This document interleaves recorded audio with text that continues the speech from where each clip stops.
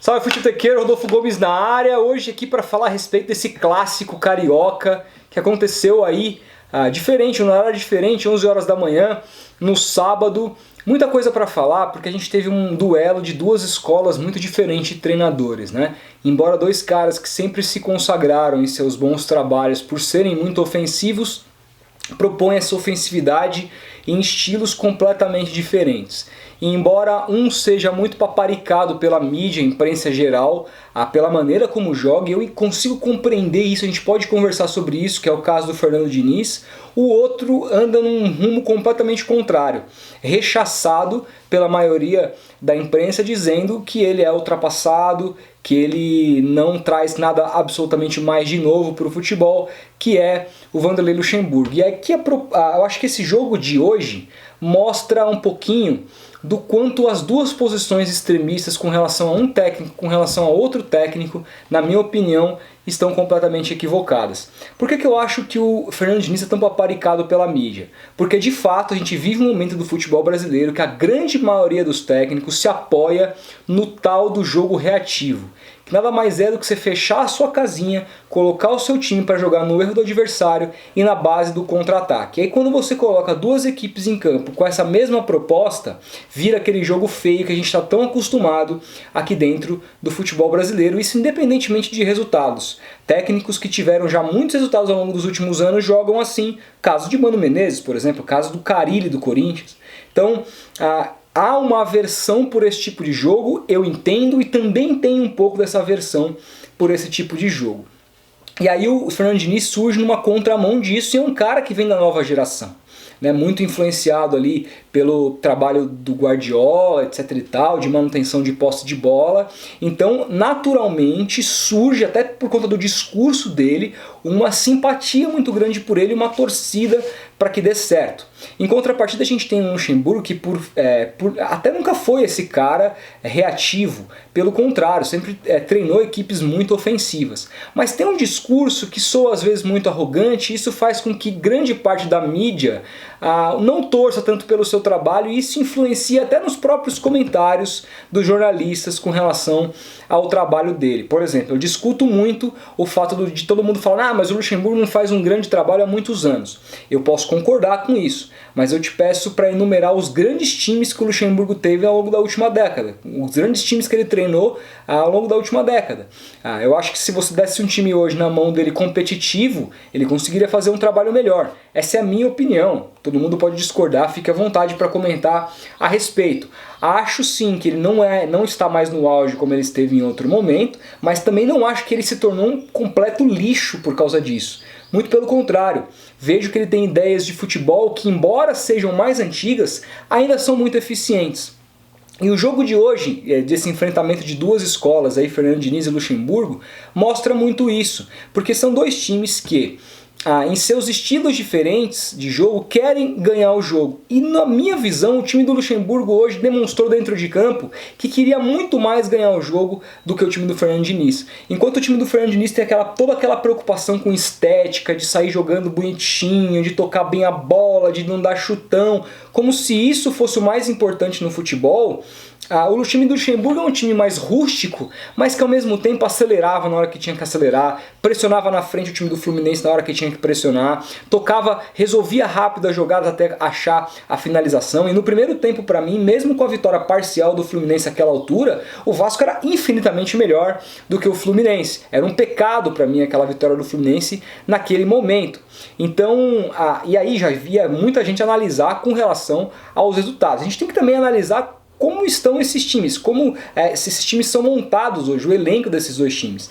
O elenco do Vasco, embora seja mais caro, para mim é inferior nitidamente ao elenco do Fluminense, que tem ótimas peças. Por exemplo, hoje não jogou o Ganso, foi uma falta que sentiu o Fluminense, mas tem um cara desse quilate no time, estreou o Nenê.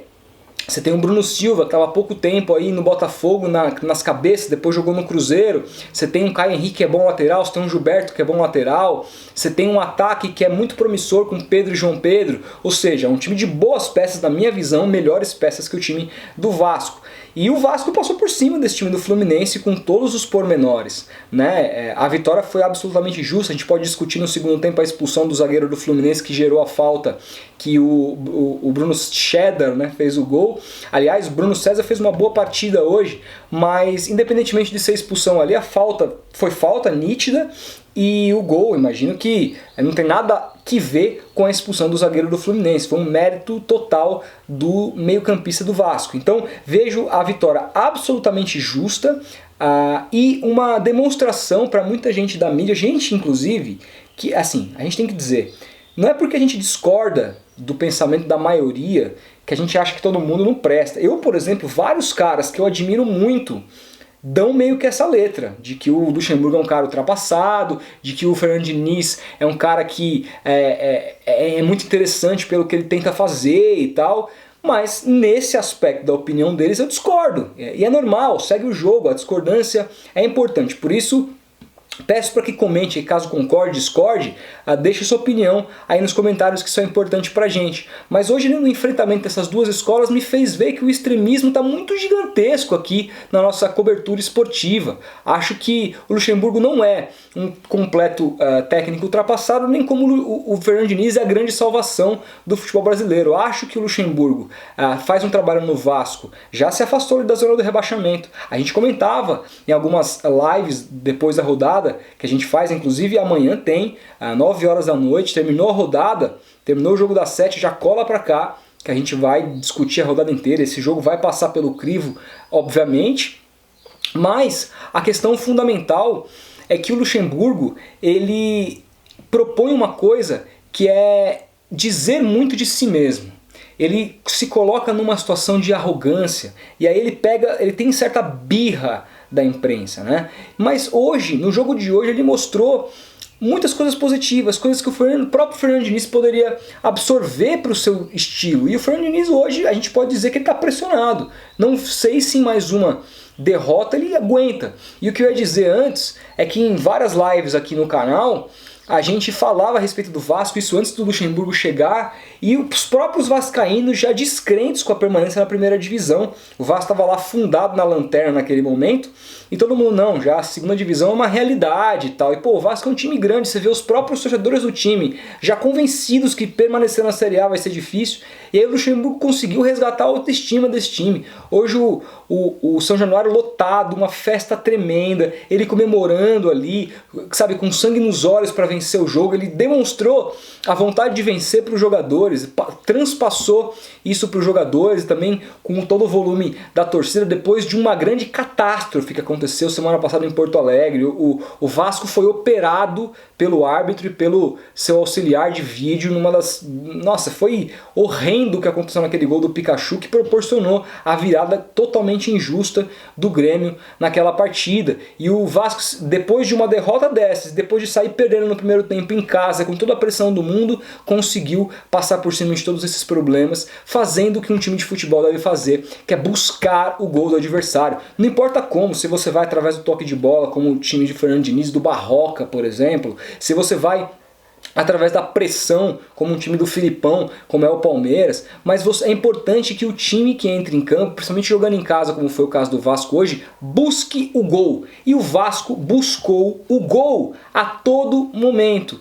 Então, mostrando que o Fernando Diniz ainda tem muito o que aprender, muito a evoluir, e a gente não tem que ficar com essas conclusões todas precipitadas. Mas essa é só a minha opinião. Como eu disse, quero saber de vocês, comentem aí embaixo, não deixe de se inscrever no canal, que isso é super importante pra gente, ativar o sininho para não deixar de receber nenhum vídeo assim que ele sair, claro, o like, e a gente vai se falando. Grande abraço, até o próximo vídeo, bom sábado a todos.